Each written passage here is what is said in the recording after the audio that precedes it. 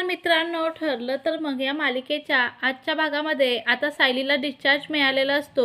अर्जुन घरातले सगळेच जण आता तिच्या स्वागताची छान तयारी करतात।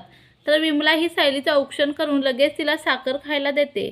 त्यावरती आता अर्जुन म्हणतो, आपण अगोदर आतमध्ये जाऊयात ना, सायलीला एवढा वेळ उभं राहता येत नाही।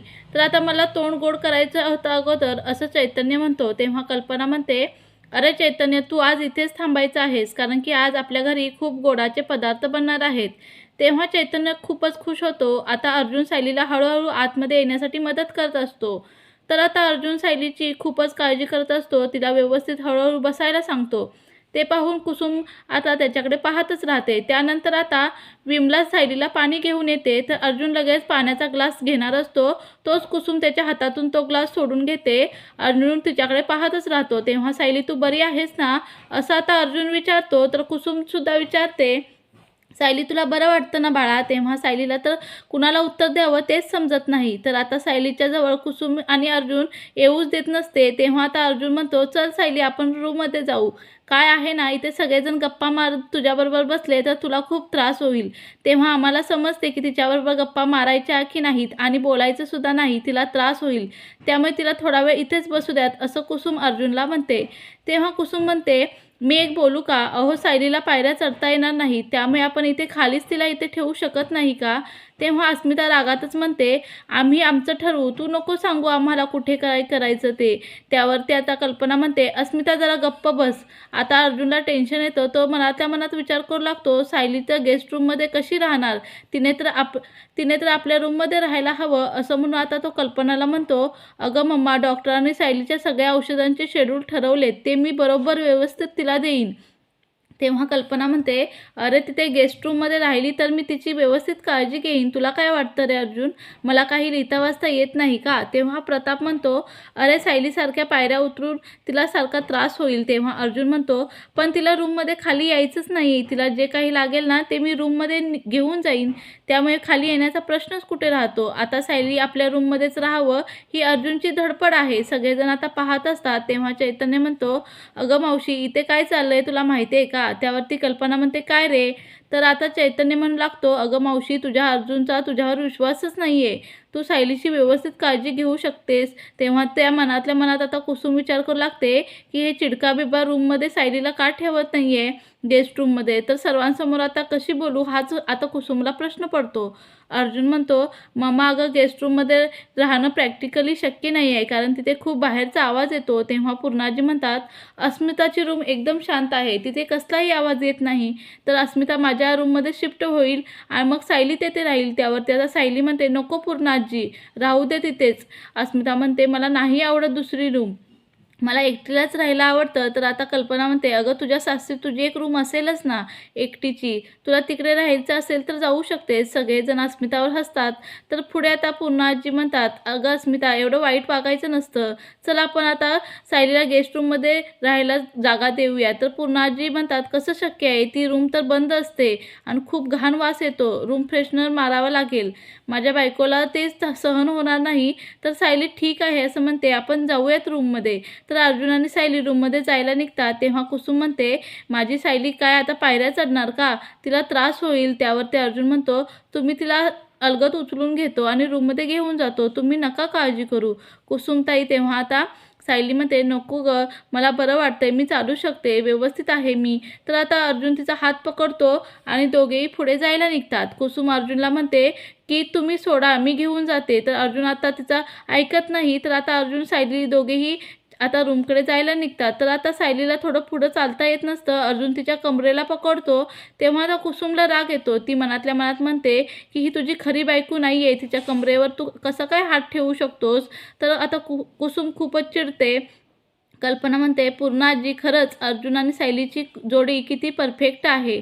तर प्रताप म्हणतो, तिथं असणाऱ्या नर्ससुद्धा म्हणत होत्या की कोणताही नवरा आपल्या बायकोसाठी एवढा अस्वस्थ होत नाही, एवढी काळजी करत नाही, एवढा अर्जुन सायलीची काळजी करत होता। सगळेच जण अर्जुनचं कौतुक करत होते, बायकोवर किती प्रेम करतोय। तर इकडे अण्णांचा माणूस फोन उचलत नसतो, तेव्हा अण्णांना खूप टेन्शन येतं।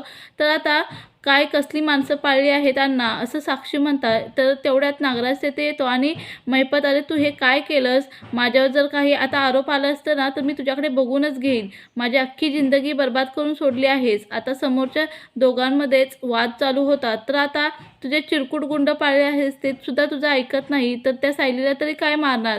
ती सायली जिवंत आहे. आता तू काय करणार? 20 वर्षापूर्वी तुला एक काम दिलं होतं, ते पण तुझ्याकडून झालं नाही.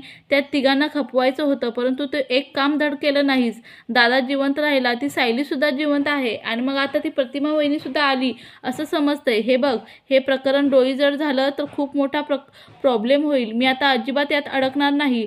तर एका टपरीवरचा साधा गुंड, त्याला तू सुपारी दिलीस आणि आजपर्यंत इथून पुढे एकही कवडी तुला मी मिळणार नाही आणि देणार नाही. अरे तुझे टपरी गुंड आहेत ना, त्यांच्याबरोबर तू तीर्थयात्रेला जा आणि तुझी पापे धुवून काढ. नागराज खूप चिडलेला असतो आणि माझ्यावर कसलेही आरोप करायचे नाहीत असं अण्णा म्हणतात. त्यावेळी नागराज लगेच अण्णांची कॉलर पकडतो. तर त्या दोघांमध्ये आता खूप वाद होऊ लागतात. ते पाहून साक्षी आता म्हणते की शांत राहा. तर नागराज म्हणतो की तुझा आणि माझा संबंध कायमचा संपला. तेव्हा साक्षी म्हणते की अगं प्रिया, तू काहीतरी बोल. तर प्रिया म्हणते की मी काहीच बोलू शकत नाही. मी आता कारण सायलीची जागा घेतली आहे. माझ्या हातात आता काहीच नाही आहे, असं म्हणून ती आता नागराजबरोबर निघून जाते. तर इकडे अर्जुन सायलीला म्हणतो, तुम्हाला जर काही हवं असेल तर माझ्याकडे मागायचं. तेव्हा सायली म्हणते ठीक आहे. अर्जुन तिला औषध खायला सांगतो. त्यावरती सायली म्हणते, माझं तोंड खूपच कडू आहे. औषध खाऊन त्यावरती खूपच कडू होईल. अर्जुन म्हणतो, आपण काय करूयात, गोड औषध बनवायला सांगूया का? मग तुम्हाला मी ते देतो. सायली त्याच्याकडे पाहतच राहते. तर इकडे कुसुम म्हणते की तुम्ही सर्वांनी खरंच खूप काळजी घेतली सायलीची. तुम्ही देव माणूस आहात. त्यावरती प्रताप म्हणतो की काळजी घेणं महत्त्वाचंच होतं. आणि कल्पना म्हणते, सायली जशी तुमची आहे ना तशी आमचीसुद्धा आहे. आम्हालासुद्धा ती लेकीसारखीच आहे ती. आणि खरं सांगू का, तिचं खूप कौतुक वाटतं.